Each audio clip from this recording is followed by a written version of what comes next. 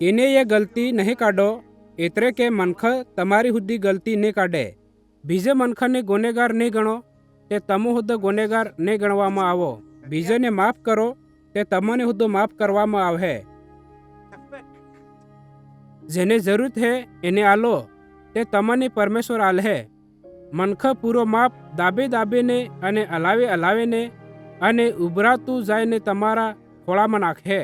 કેમ કે જેના માપથી તમે માપો હે વેનાથી તમારી હારું હુદ્દું માપવામાં આવે. ફેર ઈસુએ એને એક દાખલો કીધો. હું એક આંધળો બીજા આંધળાને વાટ વતાડી શકે હે? હું વૈયા બે એ ખાડામાં નહીં પડે? ચેલો પોતાના ઘરું કરતાં મોટો નહીં, પણ જેને કહીને કે શિક્ષણ પૂરું કરી લીધું વે વૈયો ગરુની જેમ વેહે. તમે બીજા મનખની નાની ગલતી હોંકા બાળો હે. જરા કે તમારા જીવનની મોટી મોટી ગલતી તમે નહીં બાળતા. અગર તમે પોતાના જીવનની મોટી ગલતી નહીં બાળતા તે તમે બીજા મનખને કે કેમ કહી શકો હે કે આવો હું તમને તાજું જીવન જીવવાનો રસ્તો વતાડું. અરે ઢોંગ કરવાવાળું પહેલ પોતાનું જીવન હદારો તર જે નાની ગલતી બીજા મનખામાં હે એનાને તાજું જીવન જીવવાનો રસ્તો વતાડી શકો.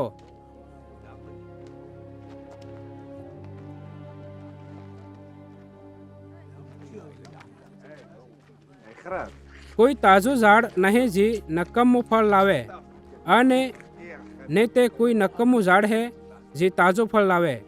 દરેક ઝાડ પોતાના ફળ થકી ઓળખવામાં આવે છે.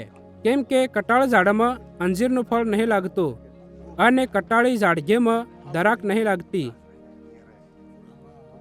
ભલું મનખ પોતાના ભલા મનના ભંડારમાં ભલી વાતી કાઢે છે અને એક ભોંડો મનખ ભોંડા મનના ભંડારમાં ભૂંડી વાતી કાઢે છે.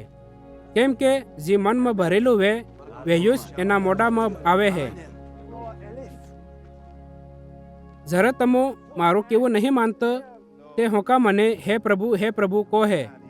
જે કોઈ મારી કને આવે હે અને મારી વાતી સાંભળીને એને માને હે હું તમને બતાડું હે કે વહેયું કેને જેમ હે.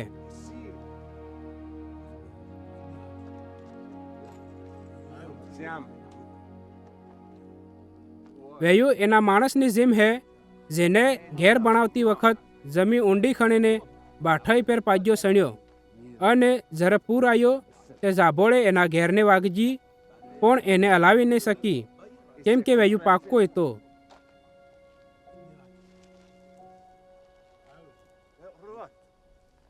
પણ જે સાંભળીને નહીં માનતું વહેયું એના માણસની જેમ હે જેને જમીનમાં પાજ્યો ખણ્યા વગર ઘેર બનાવ્યું.